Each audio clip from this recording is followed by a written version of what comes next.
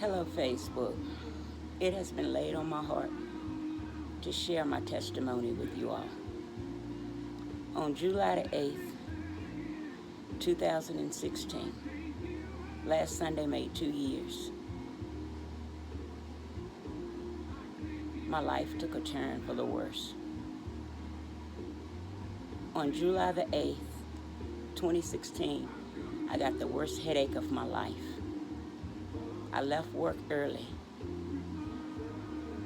because my head was hurting so bad. I had took everything I could think and everything I had to take for that headache, and it would not go away. The back of my head felt like it was having a heart attack. I drove home, vision very blurry. I just felt like I was just tired, needed to rest and lay down. So it was all I could do to get home. I got home, could barely stand up in the shower. I had got so weak and lightheaded. After taking the shower, I took more pain medicine and laid down. Couldn't sleep, so I took a Benadryl, and I finally went off to sleep. I woke up the next morning, head still hurting, still taking medicine. My husband asked me, "You still got that headache?" And I said, "Yes." He said, "Well, do you think you need to go to the emergency room? I need to stay here from work." I said, No need to miss work for just a headache." And he left and went to work. I came downstairs in the basement, laid down because I had got lightheaded again.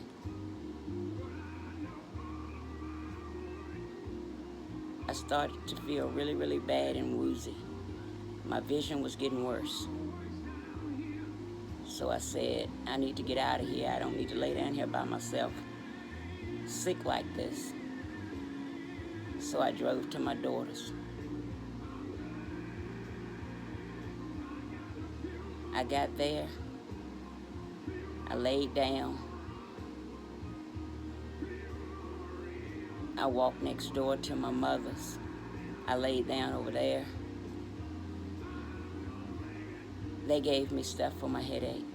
My younger sister said, "Maybe your pressure's up." She gave me some vinegar to drink. I sat up for a while to discuss the menu for my daughter's wedding, which was coming up in October. I couldn't even think straight. So I walked back across the yard next door to her house and laid across the bed again. I fell off to sleep. I'm not sure how long I slept, but I know it was several hours. It was in the afternoon when I got out there. When I woke up, it was dark.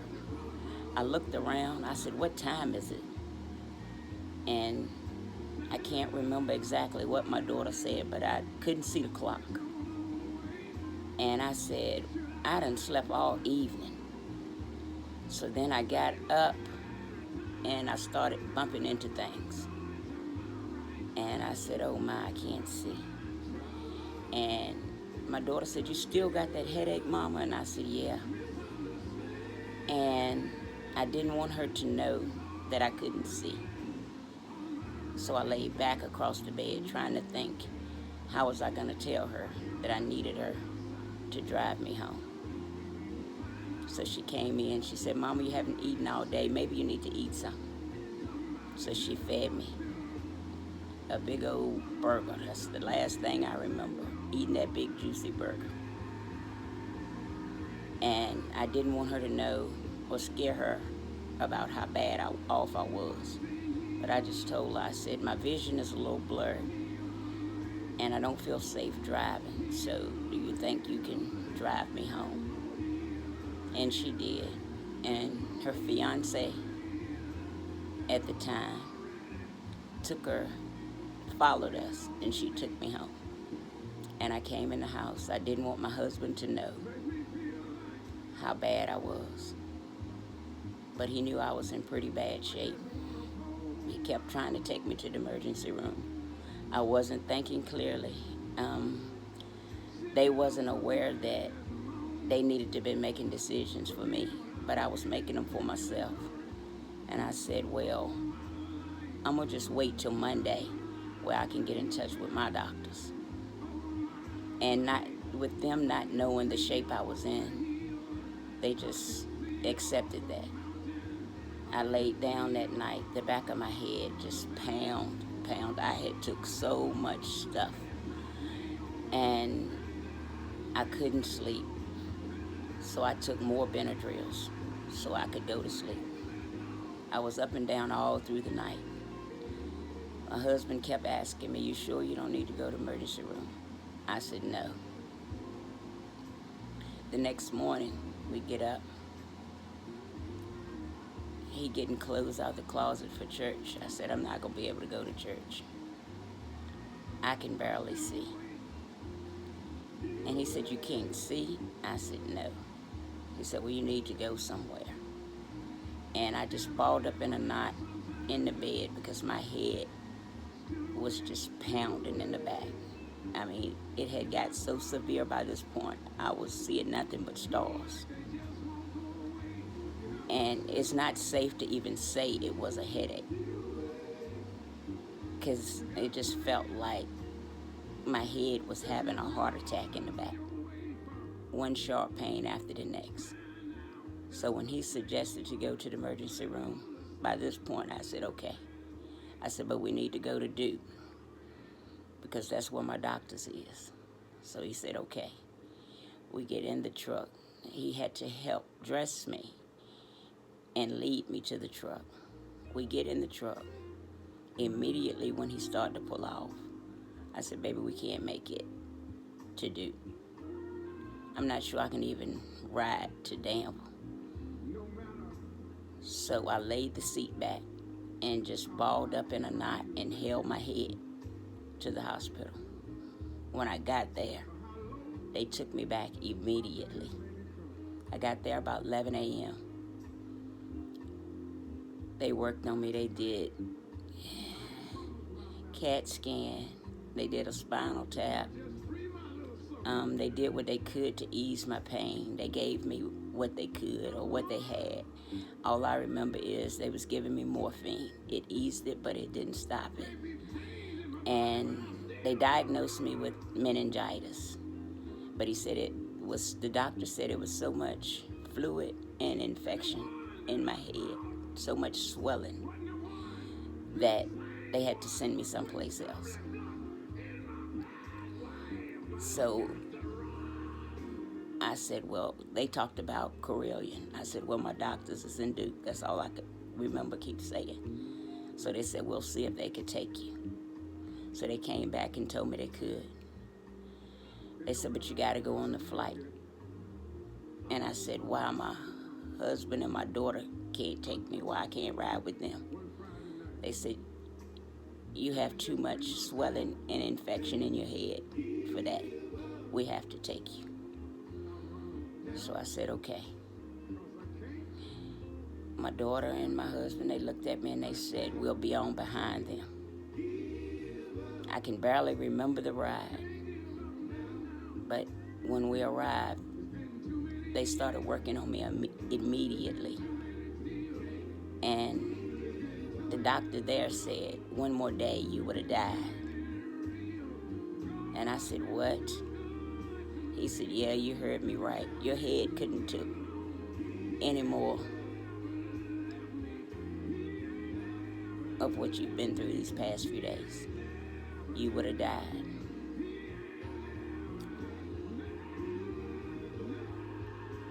I was there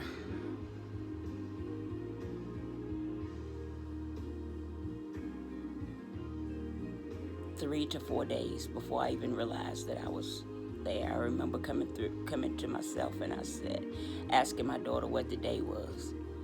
And I can't remember if she said it. I think she said it was Wednesday.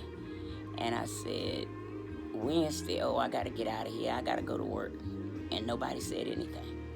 By this point, I couldn't see nobody. I couldn't see nothing. Totally blind.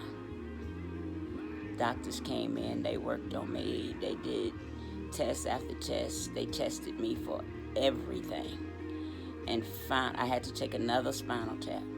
And finally, they diagnosed me with neuromyelitis optica, NMO. I had never heard of it. Not sure exactly what caused it. They said it could have started as a child, or being that I was diagnosed with lupus at a very young age, they said it could have come from the lupus. I'm really not sure. But I was there for 17 days. I went through a lot of tests, a lot of treatments. I had a blood wash where they take your blood, wash your blood and throw out the bad cells. I took an infusion, which is a form of chemo, a lot of different things. My daughter never left my side. My husband was back and forth because he had to work. Her fiance at the time, he was back and forth. They were there. They were an awesome support team. And I just remember one day, and I know I always heard people say you feel death. I felt like I was dying on that day. I confessed my sins, and I told the Lord I was ready to go. Take me. That particular day, no one was there but me and my daughter. And I was so worried about her because I was always her hero. And I just wanted to prepare her and, well, try to prepare her. But we had a talk, and I could feel the heaviness from her. But I could tell that she had matured and grown to what I've always prayed for her to be. And I didn't remember anything else for another several days. And when I came back through, it was a different feeling about myself. I just felt like I'm gonna be all right. I was talking about the wedding.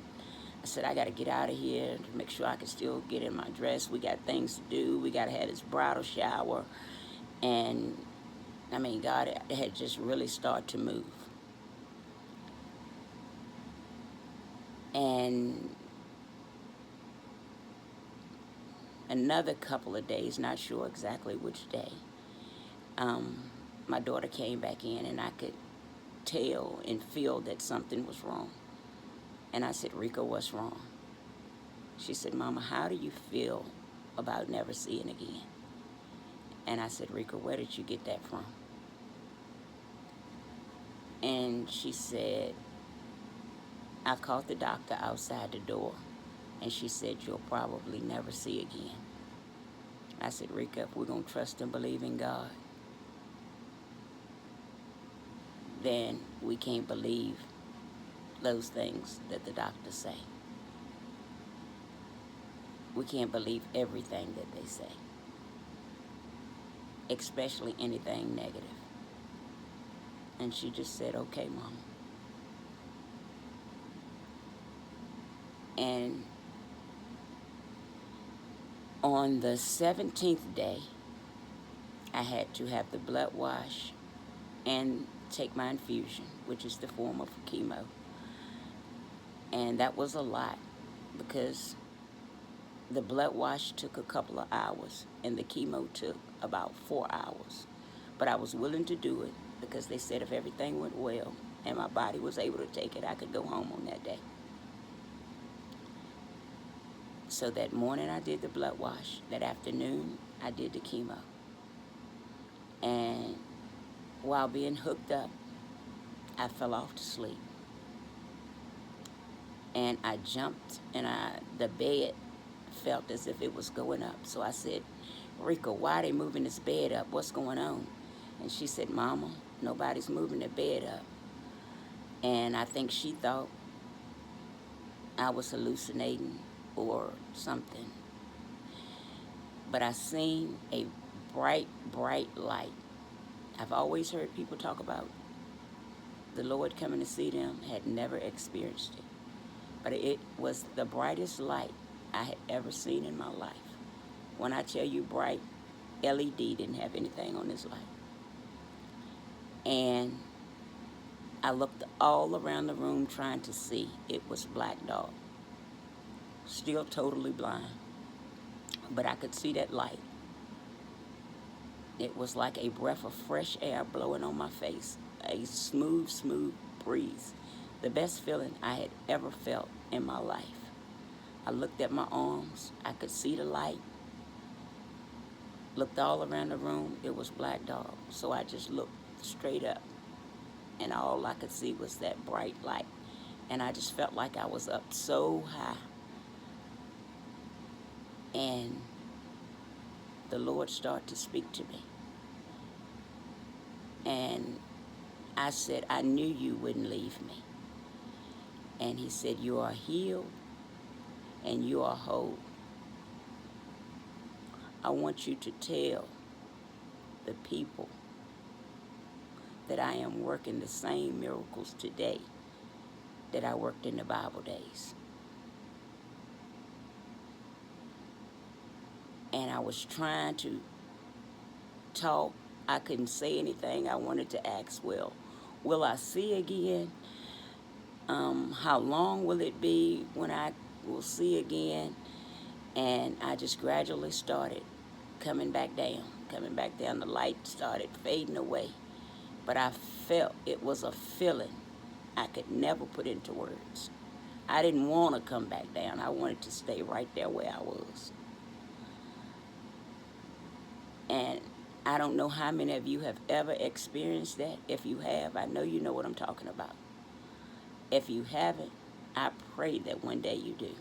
Because it's a feeling that you can never put in words. I always expected, well, Jesus coming to see you, I'm looking for a face, but it's a bright, bright light. And this is for the believers and the non-believers. Jesus is alive. He's real. And I don't know, some of you may be going through something. It may not be a sickness. It may be, I don't know, whatever it is. Just trust and believe in him. I'm doing this video to help somebody. If it don't help but one person, I ask you, all of my friends, to please share this, because you may not need it, but you may have a friend that do. I just want the world to know that Jesus is real. One of my favorite scriptures has always been, walk by faith and not by sight. And I had to literally walk by faith and not by sight. It's so much more to the story. I wish I could share with you to tell you the things I had to do, the things I've been through in these past 2 years. The blind department tried to send people to me to help me learn how to maneuver and do things and use things. I never had that to happen. I was led by Jesus. I started cleaning, cooking, washing clothes. Doing it all with almost no vision, because it gradually started to come back. And I didn't do anything until it started to come back some. But I had to be clothed, fed, all of that. But as it started to come back a little bit, I never had anybody to come and sit with me. My husband went to work. My daughter had to work. I stayed home by myself every day. I couldn't see TV. I'm not a person that sit and talk on the phone. I have a really small circle. But I thank God for the way the faithful 4 people that I had in my life, how they just supported me. They were there. They've been here with me through the whole 2 years. They never left me. That's my husband, my daughter and her husband, and my mother. They don't know what they done for me. I could never put it in words. And I give honor and thanks to my pastors, Bill and Sharon Motley, for the prayers and the visits that they done for me and the teaching of faith. I've always had faith, but they are awesome faith teachers, and I just thank them. But we never know what we may have to go through, because if you ask me, I was 42 years old, had been in a job for almost 20 years, the same job, working 6 days a week, um, doing all other things. I mean, cooking, cleaning, helping take care of my mom. I mean, and just to wake up one day and can't see, all from just a headache. If you ever get the worst headache that you have ever had in your life, go straight to the ER. I'm telling you this to help. I don't want nobody else to go through what I've been through. And through all of this, I got out of the hospital on July the 27th. We had a bridal shower the 1st of August, and I had to walk my daughter down the aisle in October with very little vision. But I praised God and was so grateful that my vision was gradually coming back, because the doctor said I would never see again. They didn't say probably. They said you won't see again. And I'm just here to let you know that I'm seeing today. I've came a long ways. I'm not where I need to be. I'm not driving. I'm reading a little with a magnifier, but I'm writing, but I'm doing everything else but driving. And I know that that's nobody but God. So whatever anybody is going through, trust me, if you just trust in God,